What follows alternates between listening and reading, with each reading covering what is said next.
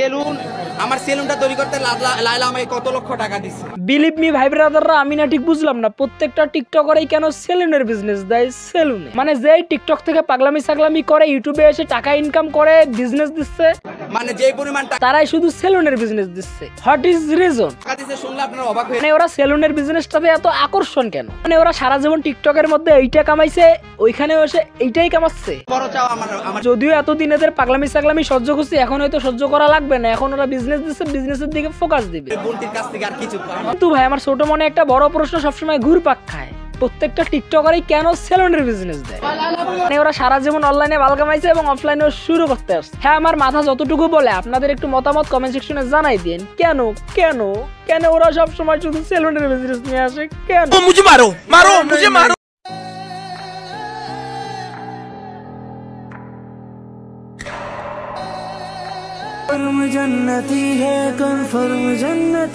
হ্যাঁ, এখন যদি এই কনফার্ম জান্নাতীদের কথা বলি, তারা কনফার্ম জান্নাতি, তারা কনফার্ম জান্নাতি, কারণ তারা আতিফ ইসলামের কনসার্টে অক্সিজেন আদান প্রদান করছে। আর আপনারাই বলেন, আপনি যদি আপনার অক্সিজেন দিয়ে একটা মানুষকে বাঁচান তাহলে আপনার সওয়াব হবে না? বলেন হবে না? হ্যাঁ, আপনার অনেক অনেক সওয়াব হবে, অনেক অনেক নেকি হবে। আর সওয়াব নেকি হলেই তো আপনি কনফার্ম জান্নাতি, কনফার্ম জান্নাতি।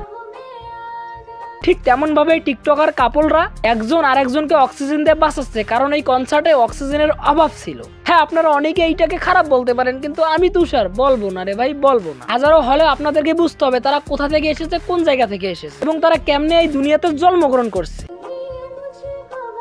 মানে তাদের বাবা মা তাদেরকে ঝড় বৃষ্টির সময় দুর্ঘটনায় জন্মগ্রহণ করছে বলে আজকে তারা এরকম ভাবে অক্সিজেন দিচ্ছে। মানে এদের ভিতরে এত পরিমাণে ইলেকট্রিক কারেন্ট আপনারা কল্পনা করতে পারবেন।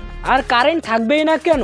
কারণ তাদের বাবা মা ছিল আবাসিক হোটেলের কর্মী। মানে তাদের বাবা মা আবাসিক হোটেলের সার্ভিস দিত, আর এই সার্ভিস নেওয়ার ফলে এদের মতো হতমারানি জন্মগ্রহণ করে। আমার তো রাগ উঠতেছে ওই মানুষটারে নিয়ে, যে মানুষটা এদের বাবা মাকে সার্ভিস দিতে গিয়ে এই জিনিসটা নিয়ে যায় নাই। মানে ওই জিনিসটা নিয়ে গেলে হয়তো বা এদের মতো হতমারানিকে আমাদেরকে দেখতে হইতো না রে ভাই, হইতো না। বাই দা ওয়ে, ওই মানুষটা তো আমিই ছিলাম।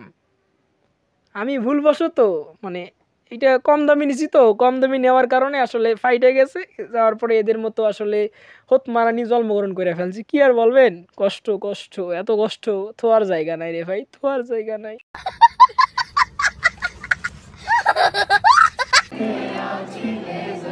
হ্যাঁ, এখন আপনারা বলেন এদের মতো হতমারানিকে আমরা কখনো ঠিক করতে পারবো? পারবো না রে ভাই, পারবো না। কারণ এদের বাবা মাও এদেরকে ঠিক করতে পারে না।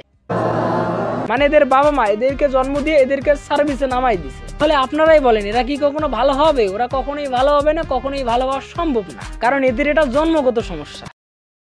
মানে একটাবার দেখেন না, এরা যদি পাবলিক প্লেসে এরকম করতে পারে তাহলে পাবলিক প্লেস ছাড়া ওরা কি কি করতে পারে? আমার তো মনে হচ্ছে ললিবাবু খায়, তারা খায়। আবারও বলতেছি, বুঝতে হবে তাদের বাবা মা ছিল আবাসিক হোটেলের কর্মী আর ওরা হয়েছে অনলাইনের কর্মী। তাই আপনাদেরকে বলতেছি, আপনারা যদি এই অনলাইনের কর্মীদের কাছ থেকে সার্ভিস নিতে চান অবশ্যই অবশ্যই আমার মতো ভুলটা করবেন না। আপনারা অবশ্যই দামি মানের ওইটা নিয়ে যাবেন, কারণ আমরা চাই না যে আপনার একটা ভুলের কারণে আবার ওদের কাছ থেকে হতমারানি জন্মগ্রহণ করুক, ঠিক আছে? তাই আপনাদেরকে বলতেছি, আপনারা যদি এদের কাছ থেকে সার্ভিস নিতে যান তাহলে অবশ্যই একটা দামি মানের এগুলা নিয়ে যাবেন, ঠিক আছে?